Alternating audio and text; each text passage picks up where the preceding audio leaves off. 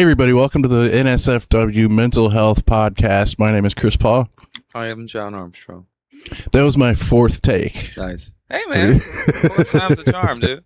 Ain't that a thing? I couldn't get the words out of my mouth right. You know, right. As we are recording, this is July, what is this, 17th, Friday? Yeah. We are in the midst of a Canadian queef. There's a shitload of smoke outside, so I blame everything on the smoke. Yeah. It's definitely, it's been weird this week. Yeah. We did roast battle last night, and how was that? It was great. It was really good. Nice. All the battles were good. Everybody's having fun on the panel. Yeah, we're killing it right now. That was last week too. We had this month that we happened to do 2 weeks in a row. Sure. And both of them were just really good shows, top to bottom. Nice. Look at that. I also, Crowbar, had a tremendous show last night. Shout out to all the comedians. Marty Malloy, Nicole Knight, Samantha Archo showed up and did a guest spot, and then Q Tatum closed us out. Live band been doing really well. So yeah, everything was. Look at us. It's a good lineup. Yeah, dude. Yeah. Well, and I like the short and sweet because it's going to drag out anyway. I don't mean drag, but like the way shows are, it's going to go a little longer. And then I like doing one or two guest sets, so that's why I like keeping the showcase about 4 people. You know? Yeah, keep it short. Yeah. And then with the music and everything, it's just it becomes a vibe. Because I hate like less is more, man. Like bring people back, give people a reason to be like, hey, that was fun. Yeah, we should do this again. So yeah, dude, look at that. The comedy gods smiling on the 2 angry guys. So yeah, I go to therapy the day before or the day of these recordings. And that's why, like last week, if you watch, I was completely spaced out. It was a weird week last week. This one's been I feel good today. Well, yeah, dude. Like I couldn't imagine that. Like, so are we on the front of it? Like you're going to therapy tomorrow? No, I went today. Okay. Well, we got to go on the back end. Like, I can't keep getting you when you after you take a shit. I got to get you before you take a shit. No, it's worse. I think from here on out, I'll be worse the day before. Yeah, because I got through the just explaining the rough stuff. Yeah. And now it's just kind of like piecework. Okay. So it's like one thing at a time, which is nice. Yeah. But yeah, we've exterminated the house. Now we just gotta paint some walls. Yeah, yeah. We got all the rats and roaches out. Now we just gotta kind of. We pulled everything apart. Now it's time to put it back together. Yeah. Yeah. I was thinking about this week a lot. Going into therapy, I didn't end up talking about it, so I'll bring it up here. Do you like you have like different versions of yourself that are like different people bring out like different sides? Oh yes, Chris. Yeah, is this a normal thing? Well, I have it in so many ways. I have it in a sense to where like bartending and being a comedian, I have 2 different worlds. I have it in code switching and black and white worlds that I go in and out of. I've had it in like just even sexually, like, you know what I'm saying, like, yeah, like because I had certain friends I know what you're saying.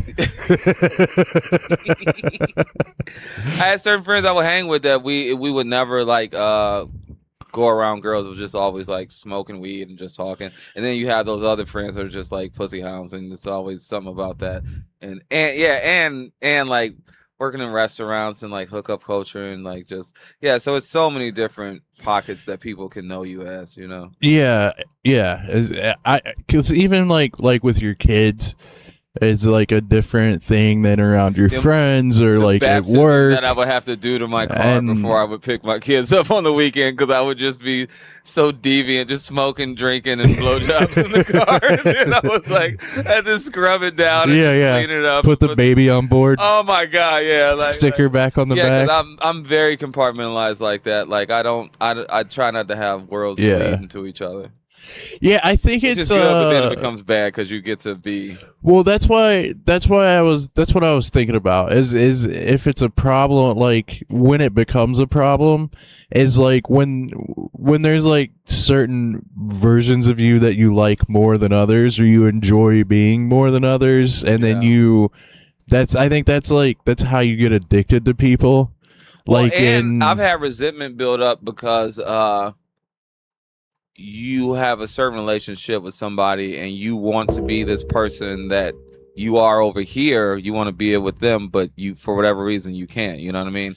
And that feels like restrictive, you know what I mean? yeah, it feels it's also like those are all very real genuine parts of you. Yeah. Like it's not like I'm being fake around different people. It's just you act different around family or a girlfriend or interest or whatever, or like your friends, and like especially for people it is a that fine line though, because I am starting to realize that could be, like masking, like we were talking about. yeah. And And that's the line that it could be some of that just kind of acquiescing to somebody else's just temperament, just so you don't have to. Yeah, well, if it's like appeasement or like you're trying to overly impress like a person or so, like I think that's or even suppress. Like I've been, dude, like being at work or being in certain environments. When conservatives get to conservatism, whatever. yeah, when they yeah. get to talking their shit, but I'm in a capacity that it wouldn't behoove me to push back then, you know what I mean? But then I kind of just gotta walk away or just not hear it. So there are certain times where you do have to put that mask on, but I think that's where I've gotten that. where you feel like conflicted about, where it's like well that's the thing about, at least at work, that makes it feel gross, because it's like, fuck y'all, just listen to a bunch of fucking like lawyers and politicians talk about, they're just so callous about shit, you know what I mean? And oh my god, and then you'll hear them talk about somebody like I any think Democrat, that like Amy Action or something. Oh, but I hope she's not too far left. It's like there is nobody fucking far left. Like the least little bit. You talk about not raising the fucking RTA bus rate, and they're like, oh, fucking here comes Mao's China. Like, it's just like, it's so bad. So to sit back and have to hear that shit and to keep to like tuck in my I feel like is, I think that's a different, like if like in a work situation when you just kind of like tolerate well, yeah, it's very things, zeros and ones. but it's always it makes sense, but it's not like a psychological thing. Like it's not like you with an intimate partner and you're repressing something. Mine is free of retribution because I need to fucking work to fucking pay bills. Right. But in a relationship capacity, it's like, will you like me if I if I reveal this thing? Yeah. That's when you're faking with people outside of work. I don't think it's not necessarily fake at work. It's just not starting an argument. Yeah. So I think that's like a different kind of, but that does around the kids kind of vibe. It's like, yeah, that does bring up like a good point in that top, because I think it's like any time if you're behaving in a way that doesn't align with something about you, like I think any of those situations, that's where you butt up against your literal meaning of cognitive dissonance. Yeah, you're trying to go this way and your brain's like, but no, that's not our constitution. And you just feel just very uncomfortable. Yeah That's another thing I've learned to like notice, that like, why am I feeling this way? I used to get that more with jealousy. We talked just about in that general before. Yeah, just this creeping feeling that would come up, like, what? Yeah, like even in comedy or at a job or something where it's like, I could do that job. Or why am I not? Why did they get it and not me? Or like, Yeah. Gents, the data's back on. I'll cut it out of the All right. thing later. What? The date keeps coming up on the video. I think it's it's anytime it doesn't line up with your values or something is when it's a problem. But I also think it's like you can start to feel spread too thin where Yeah. you even if all these parts are real, it's like if you're juggling too many compartments, I think you can get really you get really fucked Well, up because that it's way. like, what am I doing? That whole thing of if you're a friend to everyone, you're an enemy to yourself. You know what I Yeah. mean? So once you start spreading yourself, it's like after a while, it's like, okay, like, Yeah. what am I doing? I think and that's very like I've been so guilty of that. Like just I have a very I've gotten a lot better like in my like recent like 5 years, but like being non-confrontational, because that's another thing like that was like jealousy, to where like it was certain feelings that I would get to where it would be this feeling like I have feelings, but why does this yeah. feel like Oh, so, yeah, and you know what I mean? Like why is this cutting so and your like, guard goes up and you're like, I gotta yes. do something about this. Yes. And that was one Uh of mine, was confrontation. But I used to get in fights as a kid. I used to get bullied. Like I used to and like growing up where I grew up, like it was like we used to get chased. Like people got jumped. I got shot at. Like some of my friends got killed. You know what I mean? So it's like it's a lot of just there's confrontation, but there was a real danger element to it too. yeah. Because it's not just like, oh, beat up after school. You can get stomped the fuck out. You can get fucking killed. You can get shot. Like I've been shot at. Fucking, I remember these dudes had us face down, fucking gun to the back of our head. Fucking took my shoes in the middle of, well, not the middle of winter. It was November, but it was like slush on the ground. I had to walk back to my friend's house in fucking socks through slush and shit. But like, I think a lot, even talking about this now, I think that's why a lot of that shit, like that real type danger, like put me in a space of whenever I would have just certain confrontation, it was, even if it was a little work thing or a relationship Yeah. thing, any confrontation was just like fucking. Well, just tense, that's dude. trauma. That's what it does. Like any situation, emotionally or physically, where that part of you is like, there's danger coming. Yeah, There's pain, like some kind of pain coming. Like danger, you go danger, into, like, oh my god, I'm about to die. yeah, it's dude. like flight or fight. Yes, dude. Yeah. Yeah. And literally, because being on the other end of that and picking up the phone and guess who just got shot, and I've gotten those calls before, dude, and it's like life is fragile like that. But then after that, when you're just in the world, your brain doesn't know how to sift through what is because there's not a gun to your head all the time, but then even in little things, you still just have this like You're there's expecting the gun. there's new information that's being shoved in your face, and you just like, how do I deal with this right now? Yeah. You know what I mean? Yeah, it's wild, dude. I've never unpacked a lot of that shit from like when I was young, growing up in Cleveland. The amount of times we just getting chased and getting into shit and just, man. You talking about like different people. It was the growing up in Cleveland me. It was the little bit of time I was in Indiana. It was the Fresh Prince of Bel-Air living in Aurora me. And then autism dad me. Yeah. And now comedy me. You know what I mean? Like I've literally lived like different like lives. No, I was writing I'm working on a special, and it's a lot of it is about this stuff, and tomorrow. Well, that's the practice, right? Practice run tomorrow, recording later this year. Still deciding on the details of that. Yeah. Very but it was about like we always talk about having kids young. Like there's that version of you too, and it's like it's all a blur. Like the joke is like it's all just a blur of like baby formula, PTA meetings, I did. I cut a lot of grass in the suburbs. I didn't even own a house. Like I just rented it and like assimilated and tried to fit in. Just the Um, smell of baby formula and apple juice and diapers and just yeah, like all that just is a thing. It's just in your yeah. ecosystem. It's and yeah, like throughout life, School stuff and it's yeah. all these different versions of you, and I think the goal, this is what I was thinking about. It was like for therapy, like goals in therapy Yeah. is to just be the one I like the most all the time.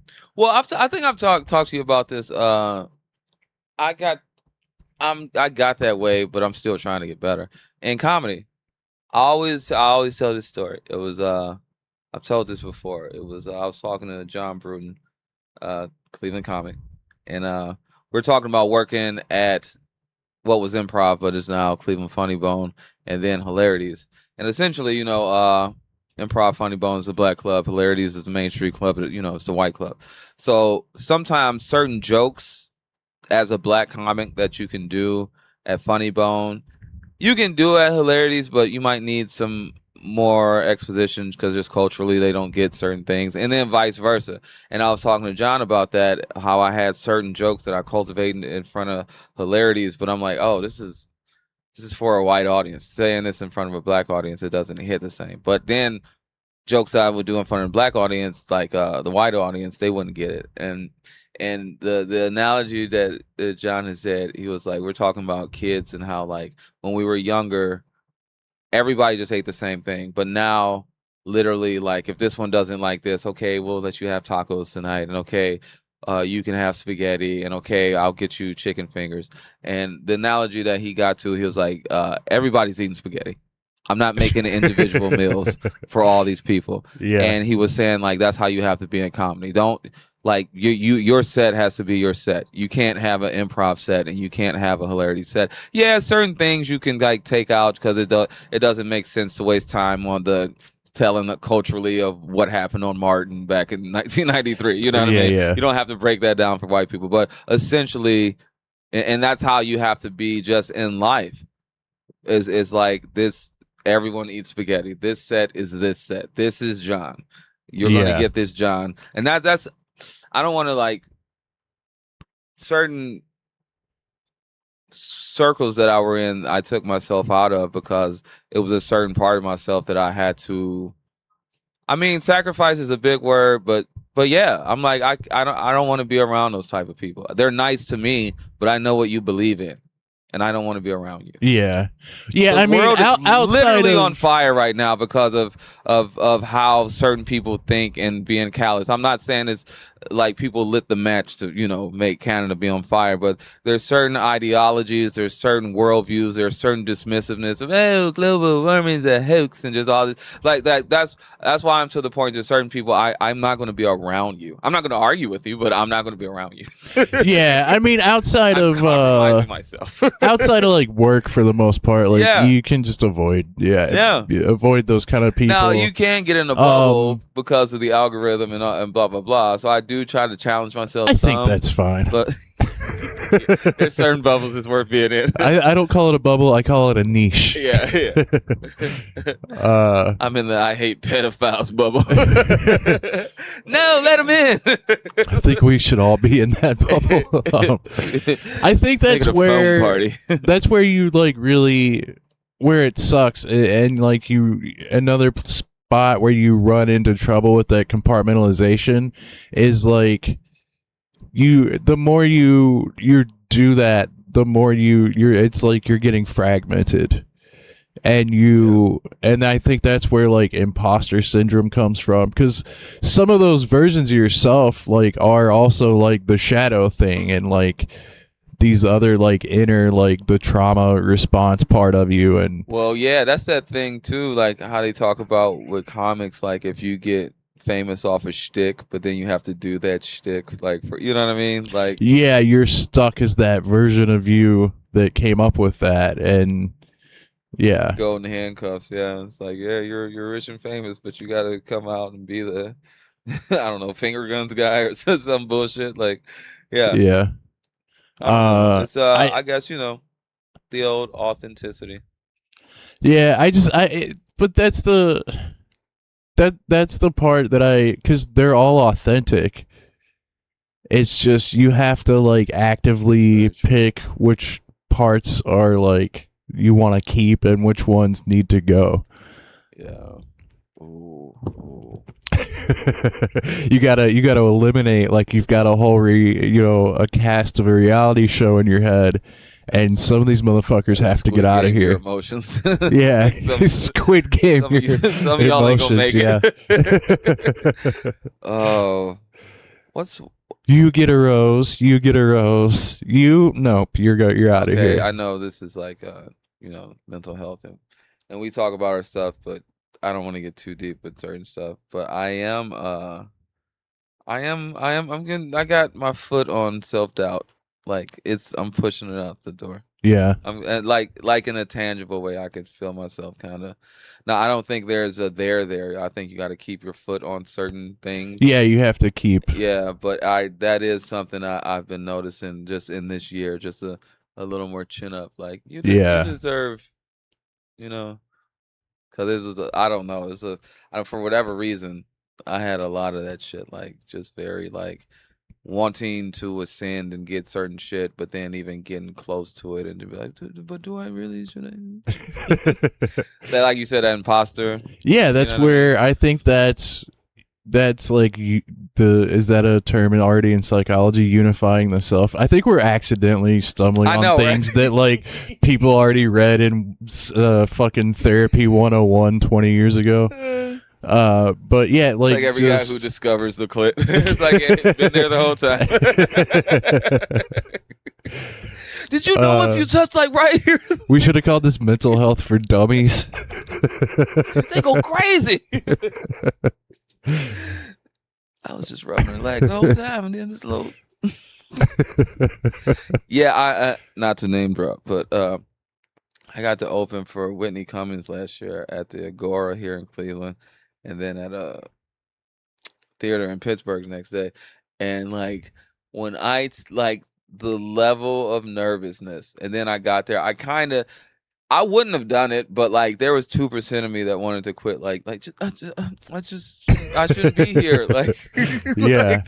And then and like the Agora it's a big stage for a comic, and where I am. I'm sure other people who've worked bigger things, but this is the first kind of theater-ish thing I've done.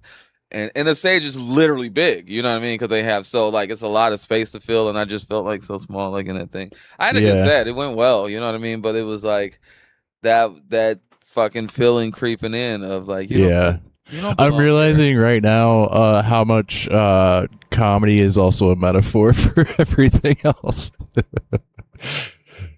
Because it's that I don't deserve this. Yeah. Like in any given good situation. That's the like fine line of trying to be successful and to ascend, but to not have it be all in the seeking of validation. But I mean, what are we doing? I think that's why you have to make yourself view it as an art. Yeah. Because I think if you do like a mental health approach to comedy, and I don't mean like comics don't go up there and tell them this is my therapy. That's not cool. That's more red flags in the goddamn Chinese parade. That's what that is. You can because of like the stuff I'm writing right now, I'm like I had that thought of like, am I just doing therapy on stage? But I'm not. I'm talking about therapy and things that come up, but I'm actually making an effort to write jokes as you're like, like, laugh at that and I'll feel better. Like, You're not. We're laughing about it after the fact. You're not coming on the mental health journey with me necessarily. Yeah, like by the time I get this to you, the audience, I've had my feelings about it. And even if it is part of processing it, like turning it into jokes, I think that's different than the comics that are like, this is my therapy.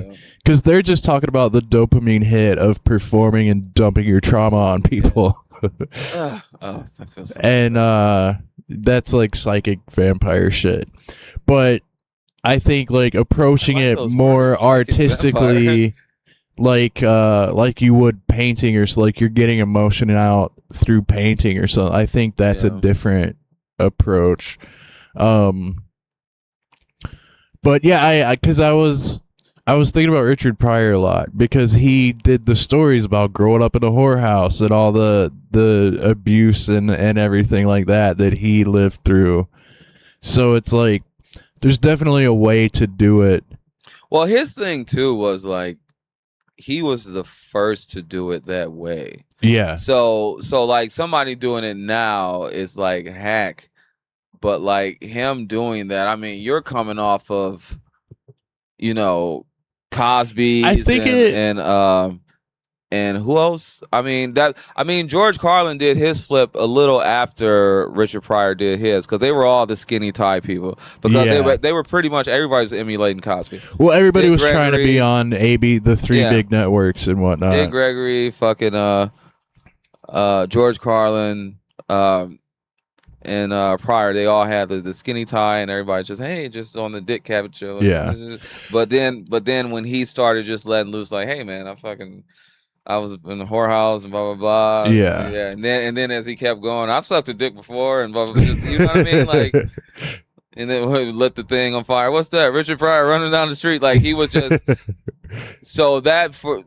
I guess, and I don't know what could be analogous for now because everybody's kind of done everything in this clout chase culture, but I don't think it's necessarily hack. I think that people still want that the authenticity in it is timeless. Yeah. And I think that you can still bring that lean in that direction and not in the direction of just being shocking for the sake of being shocking. Yeah, salacious story. Yeah. But that was something else I was gonna bring up was the like self-sabotaging in comedy, but as it relates to life in general. Because have you ever self-sabotaged, Chris? Oh, for sure.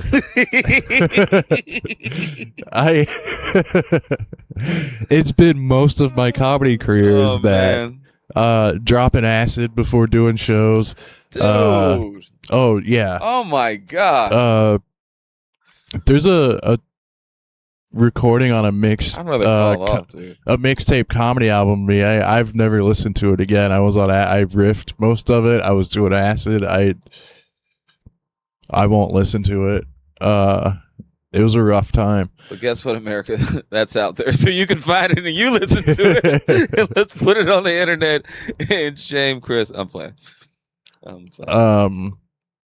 But yeah, I mean, absolutely. But I think that there's so many ways to do that in comedy, whether it's like jealousy of other comics, like making excuses, being delusional. Well, that's the thing of it too, because it's like even being conscious that you're doing it. Because that's the thing. I do it, but I know I do it. There's some people who do it that they don't. It's like when you get to a show and you see that I've had this happen a handful of times. They used to fuck with me more when I was newer. But you get to a show that a venue you've never been to, and then you see respected other comedian that's on the show, and you guys are talking before the show, like in the green room, and then they just start talking all negative about like, oh, comedy sucks, and I don't even like this, and it kind of gets in your head, and you start, or at least it used to when I was newer. But I've come to find like it's just that person's version of trying to get in your head because they are basically self-conscious about how good they want to be the best one on the show. You know what I mean? Yeah. But there's a level of sabotage that you can get secondhand from people like that. You know what I mean? Yeah. This is so. Well, like to follow the Carl Jung, like the shadow thread. One of the things is like look at the things that irritate you the most.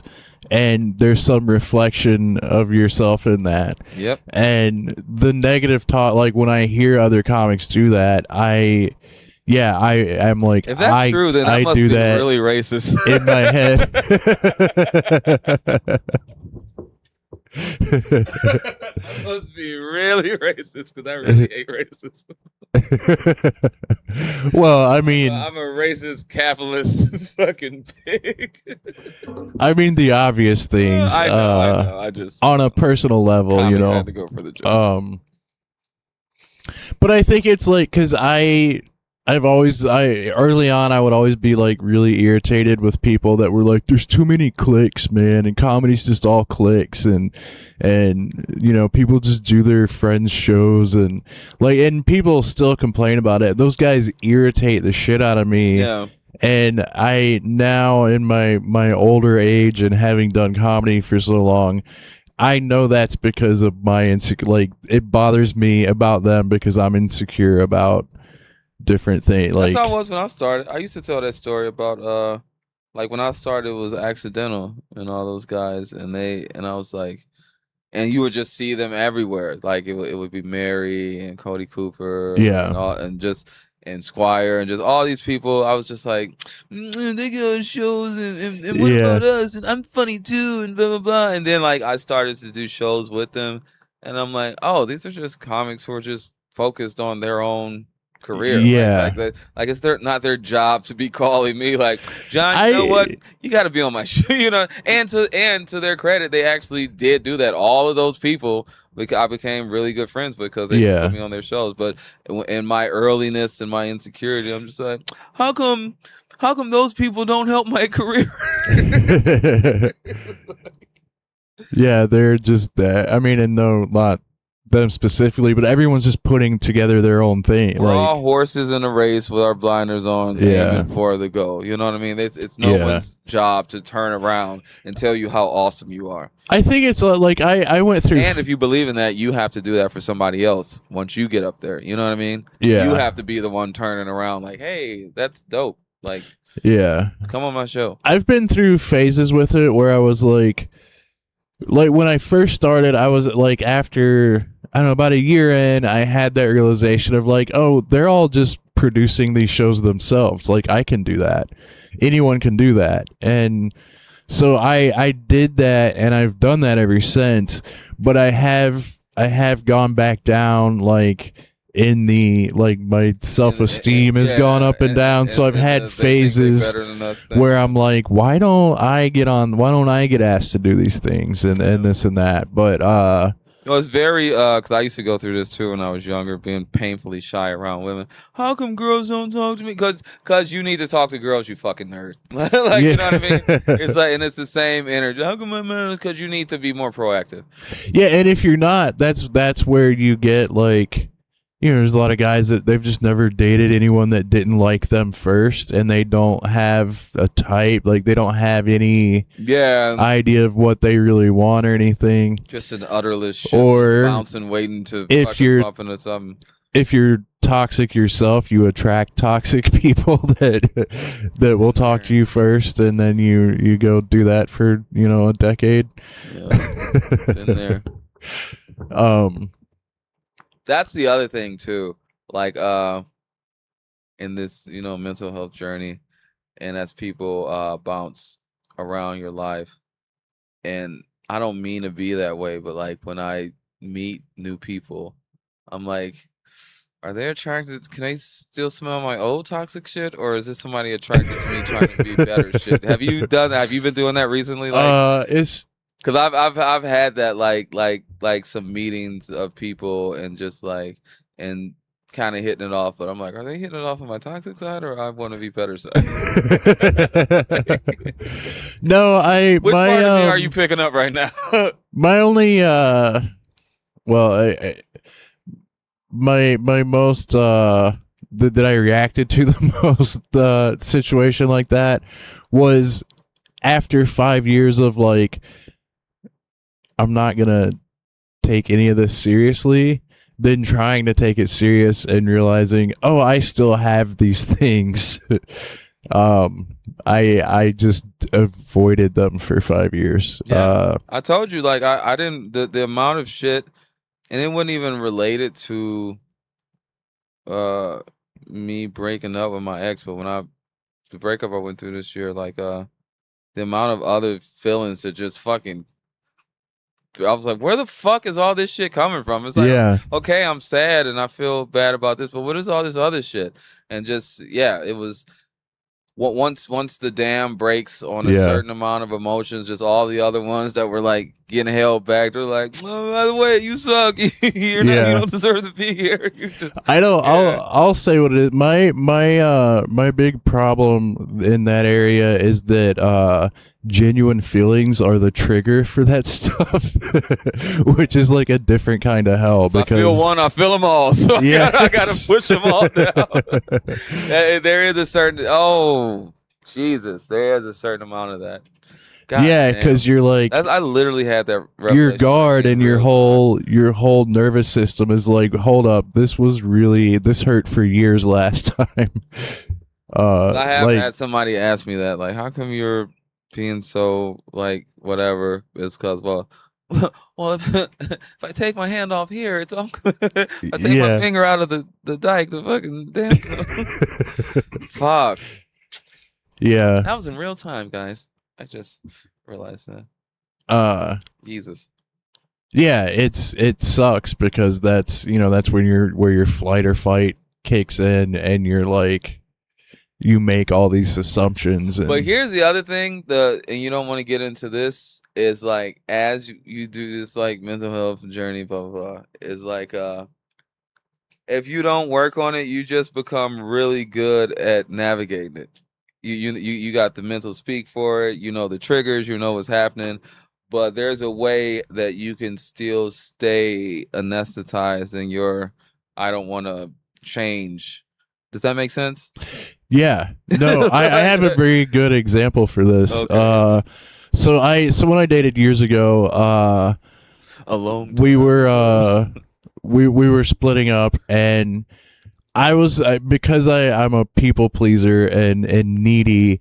I had done all these things that were like, I'm doing this for you. I'm doing like canceling things to hang out with you and moving this things around, and I got a babysitter and I'm doing this and I brought that up like during the breakup thing of like, I did look all this look at everything I did for you, and she goes, I didn't ask you to do that, and I took that in, but I took it in as like, I can't bring this up when as an argument anymore. Yeah.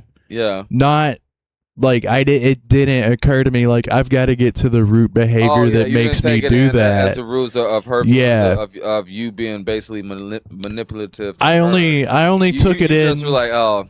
I guess I can't use that card. Yeah, well, not a card as much as like I felt like I was genuinely taking it in. Like, okay, I need to understand that I can't. That's not a good argument. Yeah, that isn't like really a response that it like is worth anything. So I've never brought something like that up again in a breakup or a fight, but I've still done all the like the canceling and the rescheduling and well, here's all that kind of stuff. We've been kind of hinting at this, but this is one of the things I'm learning in my relationship and just trying to be better, just with women. I'm sick of making women hate me. I don't want to be that guy anymore. Like, I'm sorry to everybody. But like one of the things that I've been learning is like women, the self-sacrifice shit just dries up pussy. They don't want that. They want you to invest in yourself. They like that. That's Patrice O'Neal had a good thing about that. He was like the good thing, but the bad thing about women is like men like women initially because we're attracted to them or how they look, but women like us for who we are. He was like, that's their kryptonite. Is like that's why that's why an ugly guy like me could get any woman he wants, because if I'm I'm confident, and and they see that, and so in that you have to be like the best version of yourself, and that's what attracts them. So when you do all this self-sacrifice, and I did this, they don't want you pouring it over here, they want you pouring it over there, so that attracts them to you. But in our brain, again, like both sexes, we do what we think we want them to do to us, because that's basically you doing that is you wanted her to sacrifice shit for you. Yeah. You know what I mean? So that's what that is. And Yeah. and it's hard to Yes, that's exactly what they were. Yes. But it took me a long time to learn that, like, because I've been guilty of that, like as a guy, you just think like, and I'm gonna do this and I'm gonna do that, because we hear women say that about, like, and I don't think it's a one-to-one, like you're just like, I want to be like that, but you're just like a woman could be like, yeah, I got to do this for these kids, and I work 2 jobs, I'm in college, blah, blah, blah. So, and you hear that a million times. So then when you come to a woman like hat in hand emotionally, you're like, well, I did this too, and I did this too, and that she's like, who gives a fuck? I don't care about your fucking, I don't care about these burdens that you have done to make me feel better. Yeah. What are you as a person bringing to me so that I can be drawn to you and be able to be myself and be vulnerable around you? It's also, like having your own boundaries of like things you won't do, and it's less about just attracting someone or keeping someone. It's also just that's how you should live for yourself. Yeah, and even in that attracts people too, because certain people will respect that you respect yourself. That's like a filter unto itself. It'll get rid of manipulative people, and it'll keep people that respect that the fact that you have boundaries. You know what I mean? Yeah. That's a good thing about a lot of this, like mental and physical maintenance, as you start learning it, is that how we say you do, it's a constant maintenance thing. Like there's no there. You got to keep doing this stuff. Yeah. But in doing that, you do set up these systems to where you have screens now for certain people in certain situations, to where we're in life, you're still gonna go through bullshit, but certain things aren't gonna always be there. You know how certain people, I used to do the analogy of certain people always have a piano over their head about to fall, and then you realize that, you're just in toxic cycles of shit. Yeah. So the better you get at least filtering, you'll still get shit come through, but it won't be at the frequency of, like, because how some people are just like, this happened to this. I was just talking to somebody yesterday, and they were talking to me about a friend of theirs that had got into a fight, and then they got into a fight before, and then I was just like, the common denominator. I'm not saying your friend deserved to be in that fight, but it's kind of a lot of fights. Yeah, you can only be in so many bar fights before you're a bar fighter. You're so not to be on a victim blamey type thing, but the more your antennas get up, the more everybody gets in a fight. But if every show we led with, hey Chris, I just got fucking motherfuckers, they was talking shit. Yeah. After a while, it's like, dude, what are we doing? Oh man, I don't want to be specific. There was a person how much editing I just did in that story. There was a person I knew I spent a lot of time with that like we would just be like in a store or something, and when we got back to the car, she'd be like, "Did you see how they treated me?" And I would be like, no, like I don't know. And you just like watch it when you watch somebody else interpret the world a certain way. Yeah, it's and more recently I've caught myself like I'm interpreting everything in the absolute worst case scenario. Like, you ever watch Forensic Files? And like, I know what you mean though. Or just like in court, like when it's like just circumstantial evidence. Yeah. Where like this is possible, my brain goes, "This is what happened." Yeah. And I just you have a conspiracy theorist mind. You just get a couple facts, and then you just there's red strings. There's a map. The yarn just starts spinning. It's insane. Yeah. And it's the insecure part of like. Well, and part of that psychologically, again, coming from trauma, that's your brain needing to close the loop. Like when there's even if it's not real loose ends, when there's something seemingly loose ends in your head, you have to close the loop psychologically, because if anything feels off in a situation, you're like, you go to the worst place. And that translates with women, and that translates into the clingy neediness, like the texting. And if she like it feels like she analyzing every text, and then you because you have to close that loop, and it's like, no, you have to that's not your job. Yeah. Again, I didn't ask you to do that. Yeah, it takes a lot to get to that point of realizing like the a lot of this mental work that you're doing, like put that down. Yeah. And on top of that, it's like not only put that down, but come pick this shit up. Because it's like other shit that you're kind of avoiding and doing all this mental gymnastics of this shit that you can't control, but you feel like you want to control it. And the fucked up thing. Now that's childhood shit. The fucked up thing is like now going through this stuff in therapy, and like the cognitive, like the therapeutic thing of that is like you got to go back out and get in similar situations, and when that thought comes up, you have to replace it with a positive thought. And scientists would say testing this in the field. You have to field test this shit.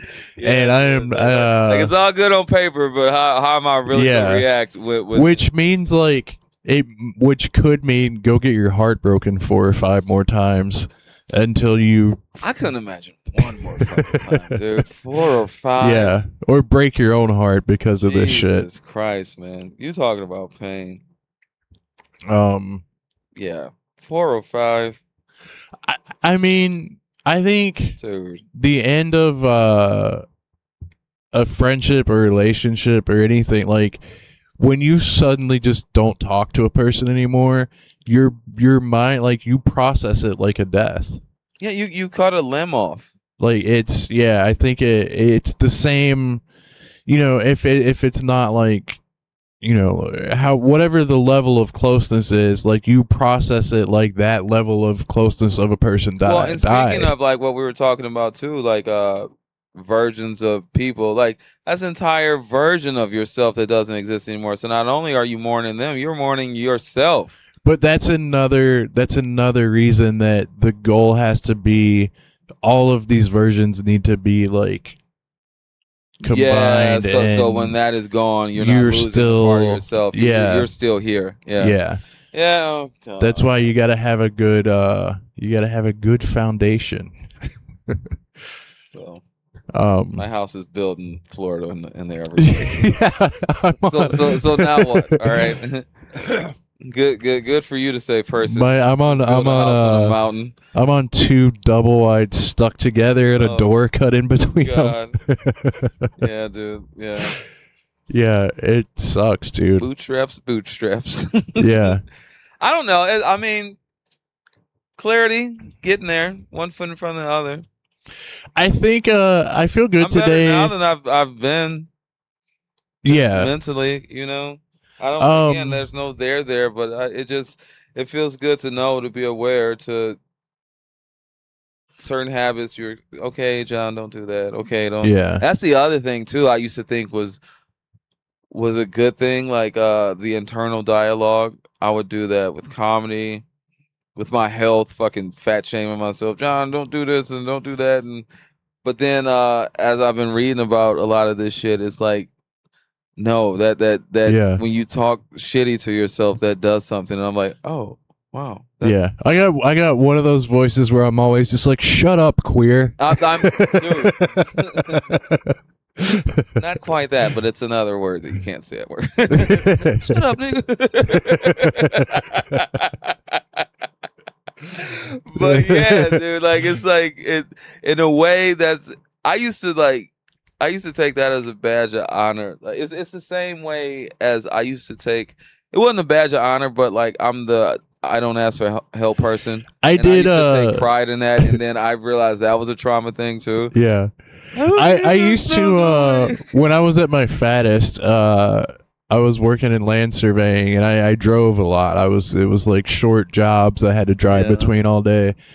And I would go into like whatever gas station and get a big ass Mountain Dew, and in my head I would be going, yeah, get your pop, fatty, go get the pop, piggy. Get you a big Mountain Dew. Oh, but get the Tostitos too. Oh, but you fat idiot. But I hated Mountain Dew. But any jug of any sweet thing, like when you're young and just Sweet tea or yeah. I used to like a big jug of fruit punch. Oh, red. If it's red with sugar, give it to me. Oh my god. That was the John Care package. That bag of Doritos, Snickers, and a blow pop. Candy. I've been trying to tell this on stage, but it's not stage funny, but I still think it's funny. I was such a fat kid that I would that like gum flavored amoxicillin when we were kids that you would like put in the refrigerator. I would drink everybody's.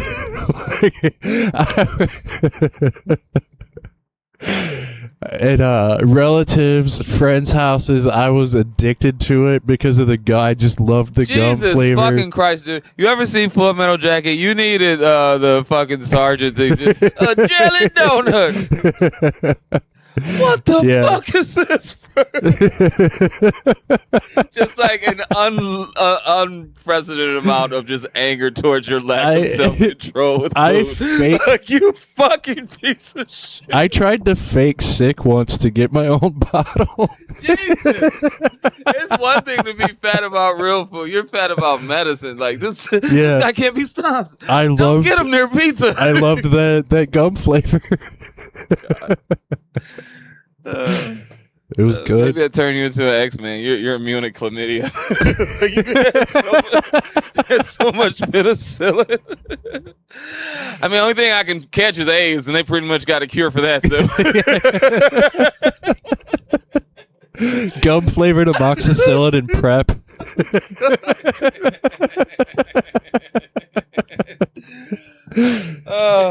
You ate your way through the other side. Silver lining to the shitty addiction you have here. You're fat as fuck, but you're never gonna die. Like one of those things in Dune, just predicting the future. We call this a Paul.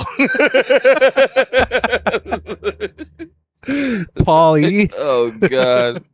That's their spice. That was your spice. Fucking gum flavor.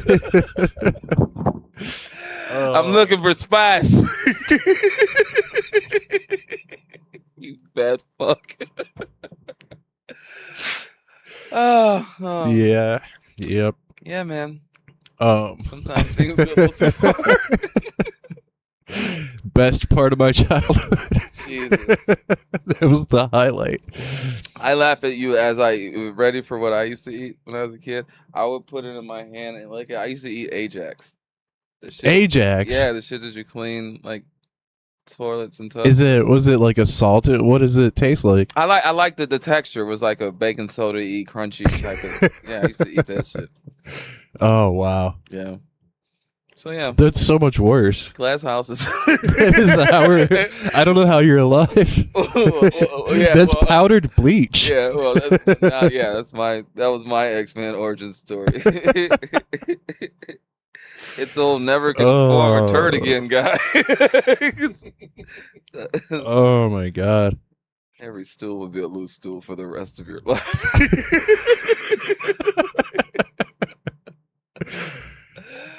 Funniest episode yet. Oh god, dude. Hey man, you can't cry all the fucking time, dude. Like Jesus Christ, the amount of crying I've done this year. Oh my god. I just started like those were tears from laughing. I'm not crying on the podcast. I just started like dealing with like I was telling you, my father, my uncle passed a few years ago, a good friend of mine. Just all that. Just kids getting older. The world is shit. Like, yeah. Yeah, that's it literally why feels like I'm getting pushed through time. That's why those shitty voices, they don't get better with age. They get like more proactive. And there's a lot of confirmation bias out there to make those shitty thoughts makes Yeah. sense. It's not like they're telling me, you know, like you're green or you're, you know, like they're kind of telling me shit that I am. Like, so it's like I kind of am a scared piece of shit. You know what I'm saying? Like Yeah. I'm working on it. Yeah. But yeah, because that's the other thing in it. It's like you're fighting through a narrative that you've kind of created for yourself. Yeah, and the experience reinforces it, and And that's where the imposter syndrome comes from too, because it's like when you get these opportunities to ascend and to be this person you want to be, then you're like, wait, I don't belong here. I'm supposed to be in shitty self-loathing. Yeah. Like, so then you have to like you have get the courage uncomfortable. to be in this place that you've been trying to be. And it's like, no, we've been trying to do this. This is what we want. It's uncomfortable, but that's just Yeah. because we're growing. Or you self-sabotage. Oh yeah. And, Just gonna show up drunk to the show, or I'm just gonna fart in this elevator. yeah. Yeah, every time yeah, That's things a are lot of going mine. well. It's the subtle, like it's not like overtly. It's just the kind of. Yeah, man. Here's the last time I recorded a CD, I didn't do comedy for 6 months after it. I was like, and I barely pushed it or anything. Like I So didn't. do you have anxiety coming up on this one? Like, will you have the follow? No, I don't think so. Okay. I'm not. Especially because it's not till later this year. I know where it's gonna end up. Yeah. The details I'm still working on are like where exactly and what it's gonna look like and stuff like that. But I know where it's coming out, which is exciting. So, yeah, I'm not too worried about that. I have a plan to start trying to book some stuff like right after it comes out, and That was my thing. When I recorded mine, I needed a better follow through.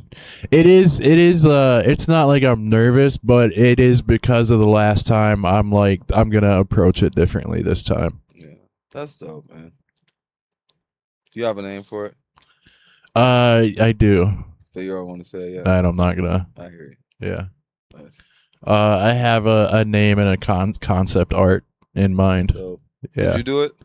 It's not done yet. OK Pants is gonna do it. I can say nice. that. I'm gonna. That's who I'm hiring. But yeah, I have the idea and everything. I just don't want to. I'm just gonna let it drop all at once. So are you like, once this is done, like do you have new material? Are you starting from scratch? Are you going to be using some of this? Dude, some of it, like, a lot of it is new material. Okay. I'm still writing. I got about I don't know, like 60% of it. Yeah, you 70 for an hour, or are you doing like 45 or an hour? Nice. Yeah, I would say I got about 40 of 60. Yeah. I always try to go over too, because there's a certain amount of like if the wind is on your back, you can do 35 of your minutes in an hour. But if you're fighting the wind, you can do 17. you can do a half hour in 17 minutes. You know what I'm saying? Yeah, if you're not getting the laughs. Yeah. And, yeah. Yes. So I always like try to do more and have more. And I know he's a shitty person now, but Louis C.K., that analogy that he would say of just how you just keep folding the sword on itself, like once you have all this time, just keep condensing it down and condensing it down and condensing it down. And that's I try to do that. I don't the other 20, I know what it is. I'm still over the next few months getting the punchlines in and everything down. I need new material, dude. I've been working on some new shit, but even the shit I've been working on, like relationship stuff and dad stuff, it's like, okay, I can't. I get mad because I kind of talk myself into these like little tangents. I'm like, okay, I don't want to be an emotional relationship guy, but then I'll do like current event and political shit, and then I'm like, okay, I don't want to be, you know what I mean? So I kind Yeah. of, so I got to spread it around, I guess, because I'll find that like if I'm doing good with a certain set, but then after a while I'm like, this is so around this one emotion that I just don't. Sometimes I don't want to dig this up every time I go and sit. You know what I mean? Yeah, I think that's where a lot of bits it gets down to where you just know the words, and I think you have to. Well, it ain't for To tell it well, you have to do that emotion for it, and yeah, that can be draining. But yeah. if it's really good, you got to do it. Well, and on top of that, and this is just more like comics, inside baseball shit. When you're in front of certain audiences, and like this is how shitty to say, but it's like when they don't deserve the energy of the joke. It's like I'm not doing this fucking 5 minute backlog act out thing for people who are watching TV and fucking. Can I point something out? Yeah. It's not for them. You're not doing that for them. Just like We just relationships. Found out how Chris has sex. America. This isn't for you. This is for me. Whatever happens on your end, that's between you and your God. Don't do the don't do the comedy as like sex thing. Dude, I do everything as like sex. That's my problem. Yeah. Which is more shit I'm like. No, it's not that. I mean, it's like sticking with the approach of this is an art. You're not making that art. Like, you're making that art and you hope people like it. You want them to enjoy it, but if the crowd's energy isn't appreciating that, I don't know. There's different, because you do want to, like, if you've been paid to be there and you're bombing, you need to switch it up. Yeah. But I don't think that that's like inauthentic. I think it's very authentic. I don't want to bomb. Yeah. Self-preservation. Yeah, there's a fine line between trying to play to the crowd and also just being smart. Like, hey, we don't all have to eat a dick up here because secondhand is shitty. You guys are at 59 minutes. Ooh. Let's go 69. That means sex. Women be shopping. What are some more self-sabotage in comedy? You got any more?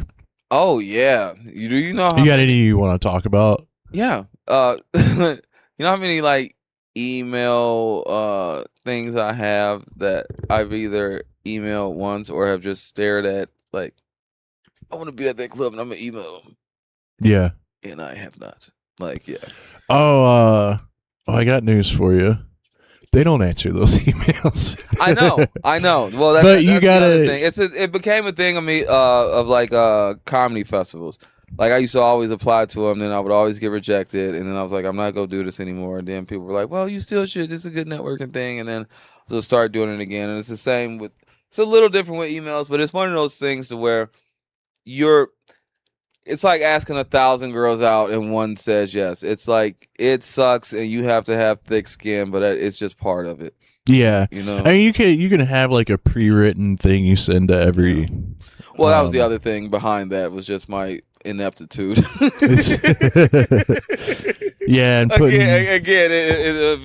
you have enough self-reflection, you realize putting together your press kit and all that. Yeah, it's not even them not answering me. It's me fucking yelling at my laptop or my phone because I don't even. Well, I think that's the answer. Is laziness is another form of self-sabotage. Yeah, well, especially in this. I mean, there's, as much as, I've always wanted to be a comic and we're funny and blah, blah, blah, there is a bit of laziness just in doing this job. Well, especially if I want to talk in the evening sometimes. Is that can I pay my rent doing that? If you take the attitude of like, why don't I get that? But you're not pushing for that. Yeah. Like, that's, Yeah, for sure. I don't know. And then just overall, just not being proactive in your career is another form of self-sabotage in comedy. I mean, because again, one of the things that makes us comics is